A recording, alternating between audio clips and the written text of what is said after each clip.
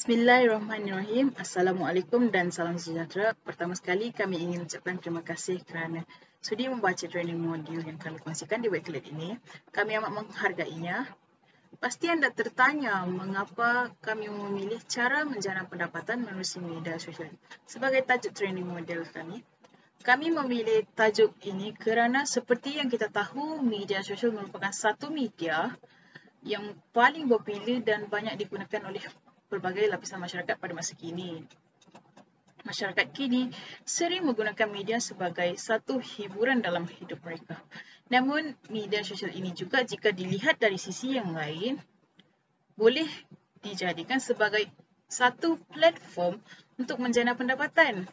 Kami tahu mungkin perkara ini ramai sudah yang tahu mengenainya, iaitu media sosial sememangnya boleh membantu kita dalam menjana pendapatan. Tetapi, adakah semua orang tahu bagaimana untuk melaksanakannya?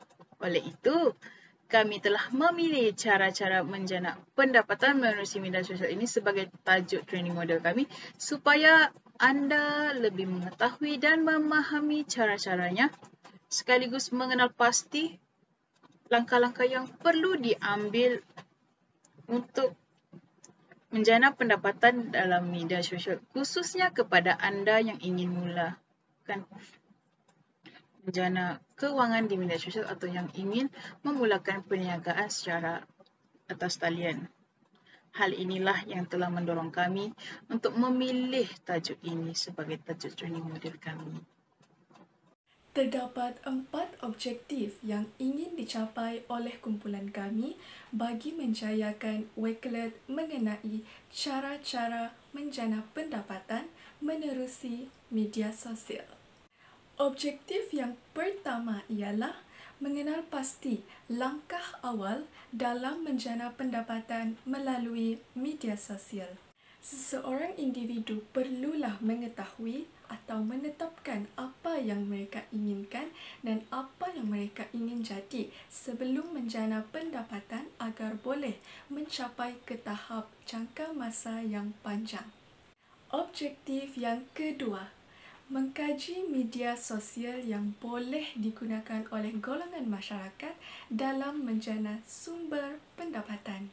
Golongan masyarakat yang berniaga secara atas talian sememangnya boleh memanfaatkan atau menggunakan pelbagai jenis aplikasi media sosial untuk merancangkan lagi aktiviti promosi mengenai sesuatu produk ataupun perkhidmatan yang mereka tawarkan.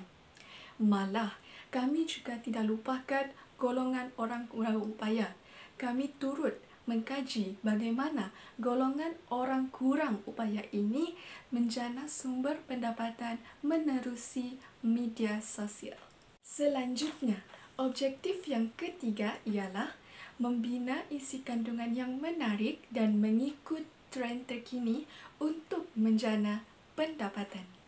Dalam objektif yang ketiga ini, kami telah berkongsi mengenai bagaimana cara untuk membina isi kandungan yang menarik dan mengikut trend terkini. Misalnya, dengan menjadi content creator atau influencer. Dan objektif yang terakhir ialah menilai kepentingan psikologi dalam menjana pendapatan melalui media sosial. Sememangnya terdapat banyak perkara yang perlu seseorang individu itu mengambil kira jika ingin menjadi seorang peniaga, khususnya bagi peniaga yang baharu ingin menceburkan diri dalam perniagaan secara atas talian. Justru itu, kumpulan kami telah menjelaskan secara lebih mendalam dan terperinci bagi setiap objektif-objektif yang telah saya nyatakan sebentar tadi, menerusi Wakelet, cara-cara menjana pendapatan menerusi media sosial. Selamat menonton! Salam sejahtera, nama saya Ilda Jusni Charles akan menerangkan serba sedikit mengenai training model yang kami jalankan ini. Tajuk bagi training model yang kami telah jalankan ini ialah cara-cara menjana pendapatan menerusi media sosial. Kami semua berharap agar Anda dapat memahami maklumat yang ingin kami sampaikan dalam training modul ini. Dan bukan itu saja, kami juga berharap agar Anda dapat mengaplikasikan segala maklumat yang kami kongsikan ini bagi menjana pendapatan menerusi media sosial, khususnya kepada individu yang ingin menambah pendapatan sampingan mereka seperti golongan pelajar.